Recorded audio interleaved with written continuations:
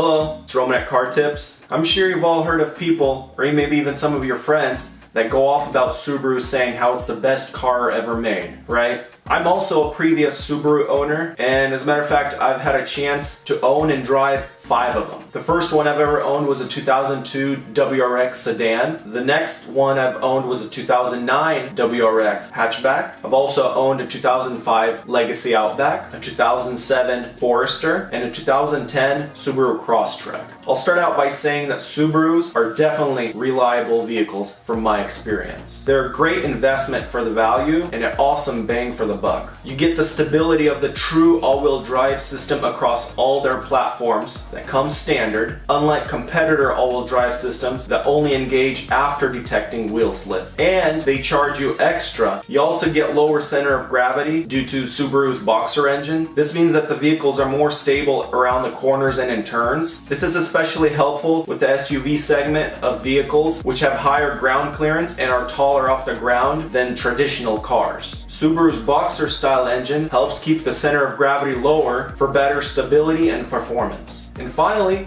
Subaru vehicles do an awesome job at retaining their resale value, especially the turbo models. In most cases, if you were to buy a used Subaru and drive it around for a whole year, you can probably sell it and get all your money back. Now for the downsides. The only big problem I can think of that comes to mind is the famous 2.5 naturally aspirated engine head gasket problem. The issue was that the head gaskets would go out very commonly in these engines, and they were pretty expensive to fix. The other thing is that only until recently, all Subaru engines came with timing belts instead of timing chains, which is an expensive maintenance service you had to go through every 100,000 miles. But that's it.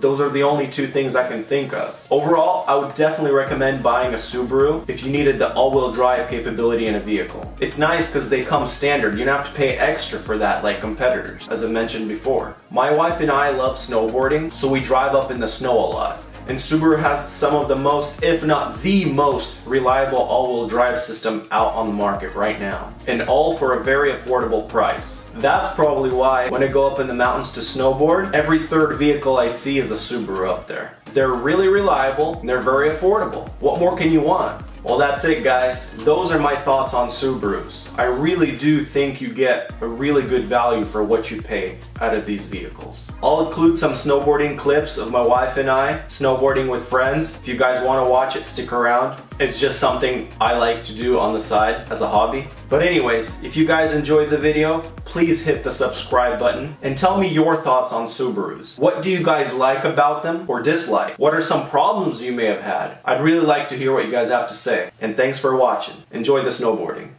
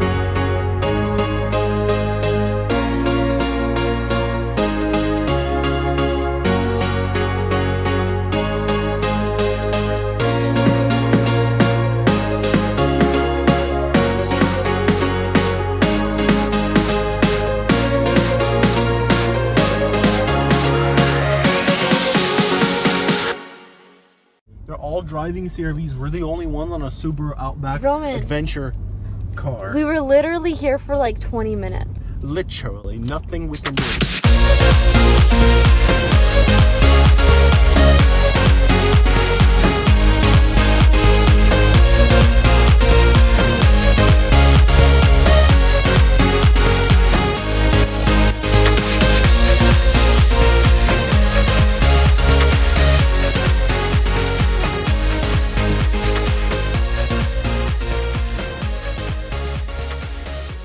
Hey, so if you guys like the snowboarding and you want to see more of that, head on over to our personal channel. Link in the description. Subscribe to that if you like that kind of content. Thanks for watching, guys. It's just an adventure, Chris. See the out, or I'll go like this. Out back. We're out back. We're out here. Outback country. That's right. Out back on the Mountain High Grocery. Yeah, buddy. That's what's up. You ready for our adventure? Well, this is an adventure already.